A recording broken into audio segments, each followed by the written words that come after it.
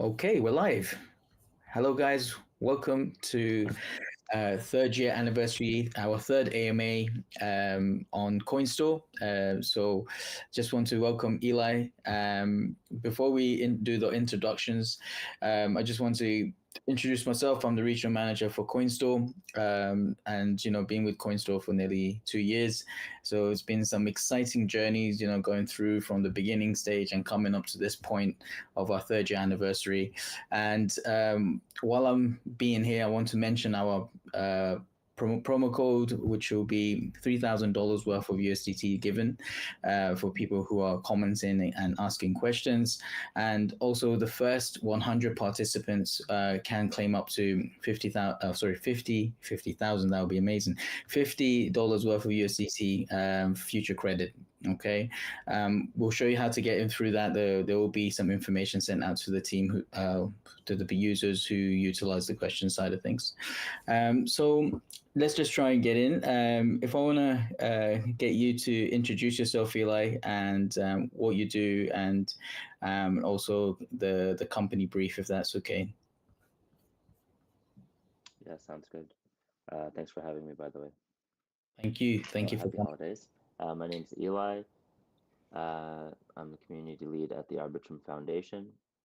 Um, Part of my role is community growth globally. So, I have community managers positioned in different parts of the world, and we work together to kind of tap into, whatever's going on in that space and help, grow there and facilitate things through events, online or in person, content, community engagement, things like that.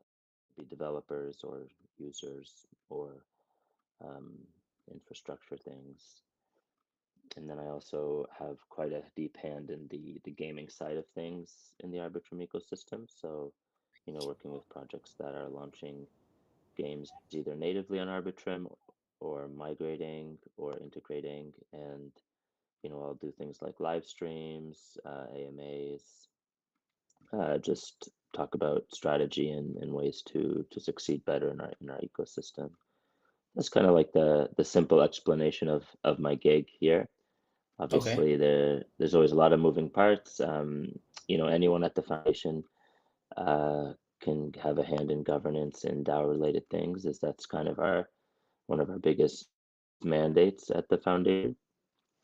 And yeah, I mean, the best way to think of the Arbitrum Foundation is as a steward to the Arbitrum DAO. So if they're Okay. the brain, we're the hands, we like to say. So anything proposals that go through in the DAO, we help to implement. Basically, simple way to think of it. Interesting. Interesting. And just in your own words, kind of thing, what differentiates Arbitrum from other brands and or other platforms? Yeah, I mean, a lot of Arbitrum's a layer two that's built on top of Ethereum. So the goal in that is to scale Ethereum, right? So a lot of blockchains aren't necessarily Ethereum aligned. That's not their goal. They have their own blockchains, like other layer ones, or even some layer twos or scaling solutions aren't Ethereum aligned, and others are. Um, I mean, that's a simple level to think of the differentiation, but without having to get into intense like technology talk. Mm. Yeah. Okay. Okay. Thank you. And I guess obviously being Arbitrum being a DAO, um, like DAOs are a method of group organization. I mean, what is the ultimate achievement of a DAO group? Like, It depends on the DAO, right? Like there could be a DAO that, I mean, there is a pizza DAO, which is, their whole thing is having pizza parties for other companies and facilitating all of the event planning for that simply. And then other yeah. things, of course. I mean, you can have a gaming DAO, a music DAO. Arbitrum's DAO is a blockchain DAO, so it's quite robust and intensive. And essentially, the DAO governs any upgrades or any ecosystem facilitation, things like that to Arbitrum. And I mean, you know, a DAO vote, a DAO proposal can be constitutional or non-constitutional. Like there's been DAO proposals that are about funding, and then there's been DAO proposals around upgrading the technology. So there's, you know, those are the two that we see the most of: funding and blockchain upgrades or Okay. bug fixes, things like that. I guess that's some of the advantages of DAO over other forms of organizational governance. I mean, why do you think it's so important in the crypto industry, or do you? I do, of course. I wouldn't. If I said no, I'd probably get fired. I mean, the foundation, Arbitrum Foundation, is not where I should be if I don't believe in DAOs and how they work. But um, I mean, I think it works really well in crypto. Well, I don't even call it crypto anymore. I've moved to calling it the blockchain or Web3, because you can have blockchain without crypto. You can't have crypto without blockchain. So, Yeah. but you know, that being said, whenever you're in the real world and people want to know what you do, you have to say the word crypto. So Yeah. if you want them to really, if you want them to really visualize it, I've definitely not gotten away with not mentioning it, depending on the room. But you know, DAOs really lend them. It's a decentralized autonomous organization, and blockchain really enables autonomy and decentralization. So it makes a lot more sense for it to work here. Uh, you know, if it's going to work in the real world, there'd need to be some hybrid forms of it. I don't think, you know, we can see something that's just full blown decentralization in the real world. I mean, you don't even see it in blockchain. There's always some forms of centralization, and it's hopefully usually to facilitate either security or efficiency, and not anything else. Yeah. No, Not that's not interesting. not con not control, basically, is, Yeah. or hierarchy.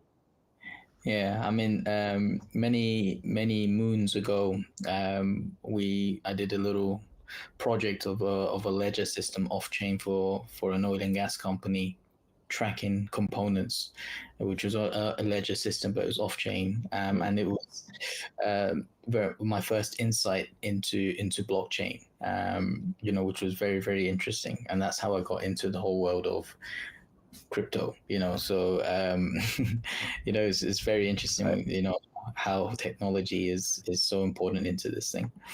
um I mean, we see, you know, DAO kind of still kind of on an infancy stage, you know. I mean, if we, from your side, what do you think is missing in the industry, and how to build the DAOs, or what are the challenges for DAO building even?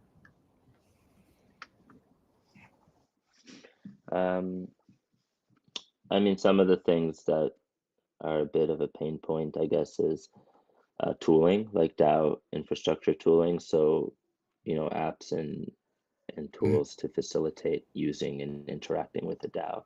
I think that needs to catch up. You know, I mean, we use Discourse for our DAO forum. That's very Web2. Um, Mm.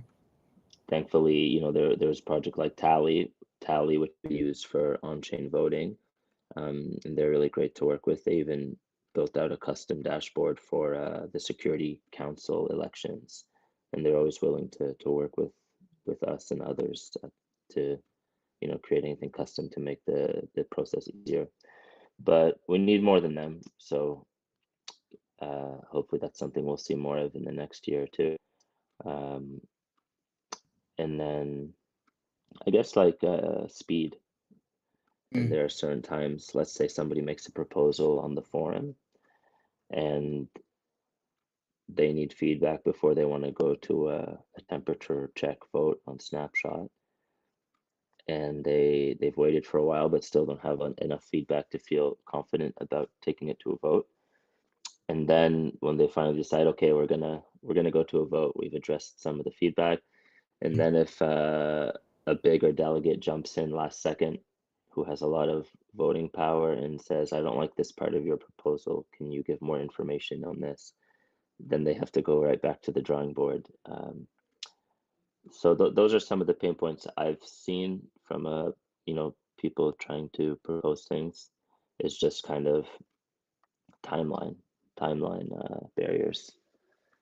So, Yeah. hopefully as the DAO matures, at least in our case, in the Arbitrum DAO, hopefully as it matures, you'll see a little more efficiency and a little more organization. But it's been doing quite great. Like comparing it to last spring to now, it's leaps and bounds ahead of where it was in terms of getting feedback, having people involved online and talking about things openly. People even create like analytics and dashboards around different proposals that took place to help people digest it better and to learn from it. So those are some cool things. Yeah, I think from what it was a while back, to what it is now, it's yeah, you're exactly right. It's leaps ahead, and I think it's gonna continuously grow. I think it's a lot of people now kind of understanding. There was a bit of lack of education. I mean, there still is, but more so in the few say 18 to 24 months ago, and that education is becoming a lot more robust through things like AMAs and things what we do here, and various other things. So much more tools out there for people to be educated on. So, one thing that you mentioned was and I mean there was even I was gonna say there's even a time when like the term DAO last cycle was just used as like a buzzword to like make your project do well, and I was very confused by that because I knew what it actually meant, and I was just like, why are they just putting DAO? It's not even really a DAO. And yeah. I mean, Arbitrum's DAO is even more complex than the average DAO because of how much is at stake. Yeah, no, I mean, I really, really love Arbitrum and what they've achieved and what they, doing at the moment. There's a lot of development from outside parties coming on to build on Arbitrum, which are really fantastic stuff. So it's exciting, really exciting. One of the things that you mentioned from your part was Yeah. in regards to being part of like projects coming on board and gaming side of things. So like, how is Arbitrum Layer 2 Mhm. technology enhancing like the gaming experience for on the ETH blockchain?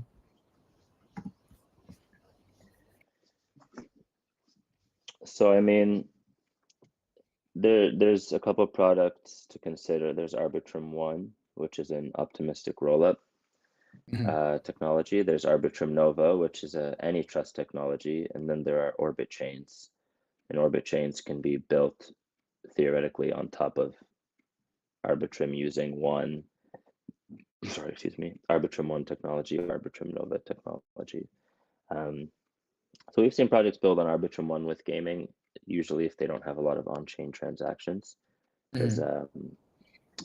the reason you'd want more throughput and just cheaper transactions and increased speed is if you have a lot of on-chain transactions, which means basically any of the logic is built on the chain, and anything you interact with in the game is technically a transaction that happens in the background.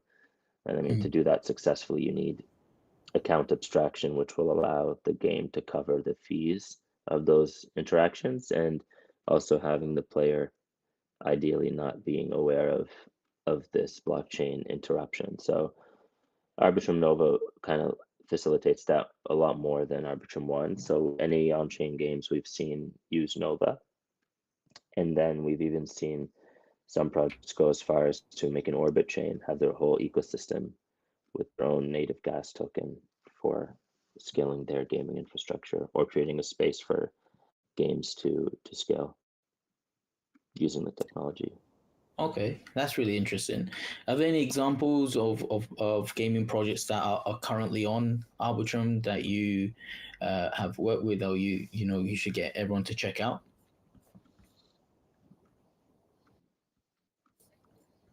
Yeah, there's lots of them honestly. In terms of on chain, I mean, recently I did a live stream playthrough with Pirate Nation. They Yeah. use Arbitrum Nova, and they do a lot of transactions, and they haven't even released their annual report on all of it. So I hear there's a lot of interesting stats around it that they're going to be releasing, and they're not even a fully free to play game yet. So you have to get like a access code to play, or have one of their pirate NFTs. So they're already doing great numbers without being fully open to play. And their pipeline is seamless. You just sign in with your wallet at the beginning, and then from there you never really interact with your wallet again while you're playing, unless Yeah. you want to, let's say, interact with the marketplace and sell or buy assets for the game. So that was really cool to see, and kind of made me open my eyes to the potential of on-chain gaming. Before Mhm. that, I wasn't really sure how it would work. If every transaction a user has to sign a wallet or something, that would be crazy. Yeah. But in terms of like the robust list of games on Arbitrum, I don't think I'll point out any specific game, but I will say if you go to Arbitrum's YouTube, and on the playlist, Players Gonna Play, that's the show I host. You'll see all the games that I've done playthroughs with, and I can tell you all those games are fun. So Awesome. Awesome. can't Yeah. really do a playthrough. I can't really do a fun playthrough if the game doesn't have a good play loop. So Yeah. it's a good short list for games that you can try and probably have a good time if it's your cup of tea.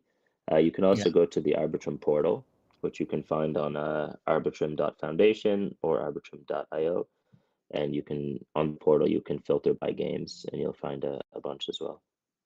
Awesome. Awesome. That's really awesome because Yeah, I do play a bit of gaming every now and again when I get the chance. And, the one thing that what you just said about the ease of wallets, just sign in once and you just play. That's the thing a lot of users are looking for, to be honest. We see yeah, the in the previous hands, the multiple times you have to utilize your wallet in order to, kind of play the game and utilize the tokens, whatever you need to do in terms of transaction side of things. It's challenging, especially if someone from a Web 2 gaming community coming onto Web 3. It does get a bit sometimes confusing or a bit tedious. I think that's the right word, a mm, bit tedious, right? And so I think that whole system that you just discussed, it just makes life so much easier, especially for gamers. And I think that's the most important thing of adopting the next million Web 3 gamers, is trying to get the ease of actually understanding Web 3. yeah, of course. Or in some cases, not having to understand it a lot and just Yeah, have a very streamlined you yeah, you know user experience that feels like they're just playing a normal game. Because for me, that would make more sense given how Web2 gamers think about blockchain. yeah, As in, they either yeah. don't think about it or they just don't think very highly of it. So if they saw some of the games that are going on in Arbitrum, I think changed their mind. That's awesome. So hopefully everyone who's listening Yeah. can check that out. That would be, check out his Hmm. so in regards to that, projects coming on board, do you ever get involved with like Arbitrum's like grant program for projects that want to build on Arbitrum? So the grants program, so the Arbitrum Foundation has its own grants program that we run, and Mm, then the DAO has as many as it wants to have. Whatever, if mm, a project or a person, company, whatever organization, they make a proposal for some form of grant program, the DAO votes yes, they get that token allocation, and then they distribute it at how they want to, as their own grants. So those are the two paths, either through the DAO grant programs or the foundation. We have a page on arbitrum.foundation under grants that shows any of the grant programs that are happening in the whole ecosystem, whether they're live, finished, or going to start, which is something we decided to do to help people find out about all funding. mm. And there'll be more Arbitrum DAO grants, I'm sure, as the years go on. But for the foundation one, which is the one we run, the first phase closed at the beginning of December, which was focused on funding dApps mostly. So whether it's DeFi, gaming, NFTs, whatever, just people building apps in Arbitrum, basically. Nice. Nice. Okay, that's really cool. Really good information. Oh, Eli, you still with us? Eli?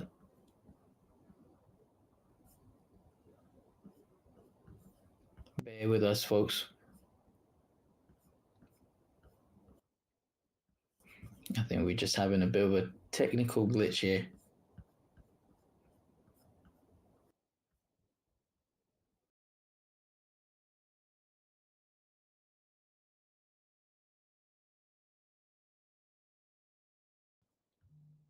Oh, okay. So it looks like, guys, Elias might have had a technical glitch. We'll wait for a couple of minutes. Hopefully, he'll just come back on. It could be a battery issue. So bear with us, guys. Oh, back. Back. You okay?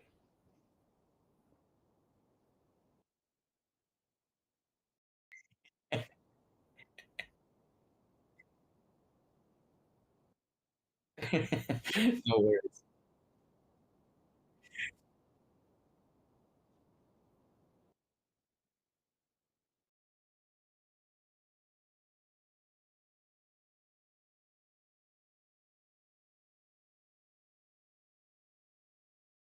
See a lot of, as I was saying, some of the problems is that there's not a lot of DAO tooling or infrastructure. So maybe we'll see more through grants. And also for the community side, that's a lot of like, if let's say a developer community wants to host an event, or a developer community um, wants to tap into growing in Arbitrum, things like that will happen as well.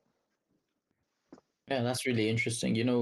There's a for Coinstore. We kind of submerged ourselves in the Southeast Asia market because we see in the next 5 years where this is the growth area, the emerging markets, and in Mm. Southeast Asia region. And we could see quite a lot of developers. We do see a lot of developers in the Southeast Asia region, India, Indonesia, Malaysia, Thailand, and I think that will be a fantastic opportunity for some of these developers to develop some of the tools that you kind of discussed on Arbitrum. A lot of people are very bullish on Arbitrum. It's Yeah, exciting what you're talking about, and hopefully when they see this, they'll jump to the opportunity and try and build something special for Arbitrum DAO side of things. I hope to see it.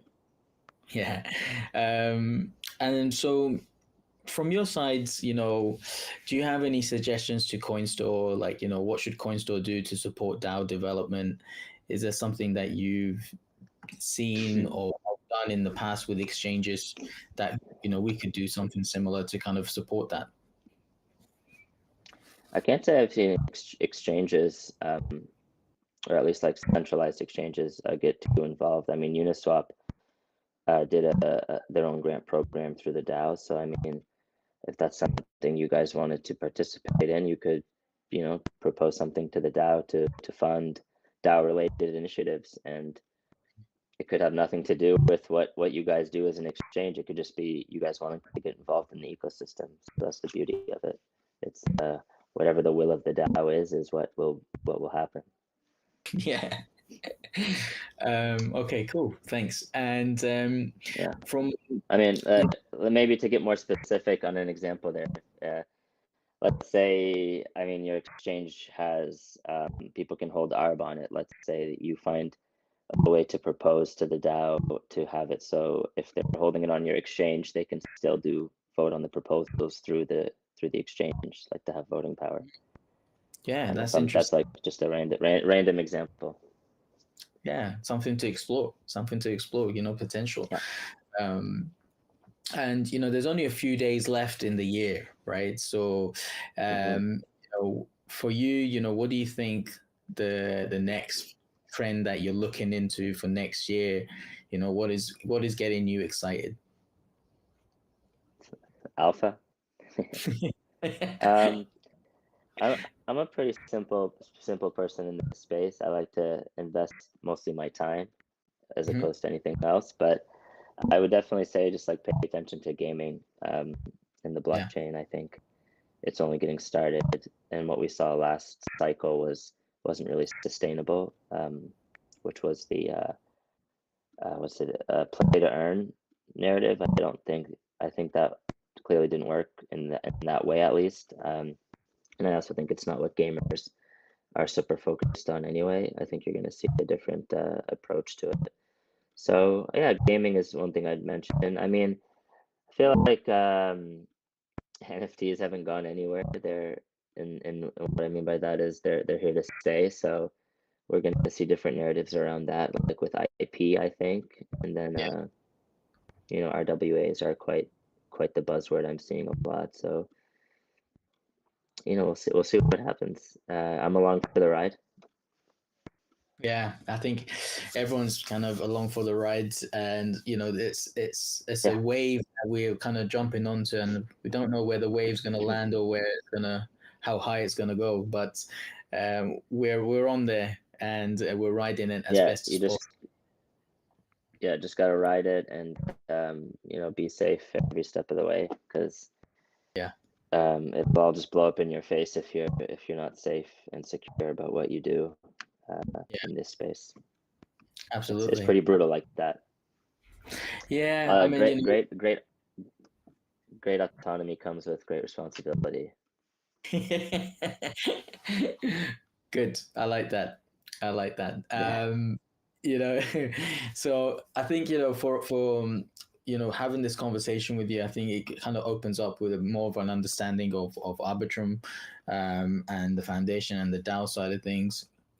We hope to have more conversations like this in the future. It'd be really cool for you to be a part of it, and just for everyone who's been listening, just to kind of remind you guys, just above me, I can't see it, but you guys can. There is a code. Use that code to the first 100 person to get it will get $50 on the futures credit, and so use that code up there on your Coinbox feature, and you should be able to get that. And just want to say thank you so much to Ilias. Does everyone call you Ilias, or is it Eli? Or what do you want to be called? these days most people would call me Eli. My Okay, family would probably call me Ilyas. okay. And you're from Yeah. Lebanese descent? Yeah. Both my parents are Lebanese. I've lived in Lebanon different periods of my life, and happy to have my roots there from there. Yeah, I've been to Beirut. It was beautiful, amazing. Oh, awesome! Yeah. That's I wish everyone to experience Lebanon at some point in their life. It's It's gorgeous. it's The people beautiful. the The people people, are the people will give you the clothes off their back. absolutely, it's like one of the Yeah, nicest places I've been to. People and the food was amazing. Yeah, yeah, surreal place, surreal place. yeah. It's gorgeous. Yeah. Okay, fantastic. So I guess we can leave off on here. Just thank you so much again for making the time. I know I was buzzing you, and my team were buzzing you, so apologies. But I mean, my apologies for being hard to get a hold of. no, no, you're busy, It's man. already it's already hard in general, but add the holidays to that, and it's a nightmare. No, no, we really appreciate your time. So thank you so much. We'll head off of the live now, but again, the code is up there, guys. Take that across. First 100 people to get that, and I appreciate everyone joining in. Thank you so much. Thanks, guys. See ya. Take care. Bye bye.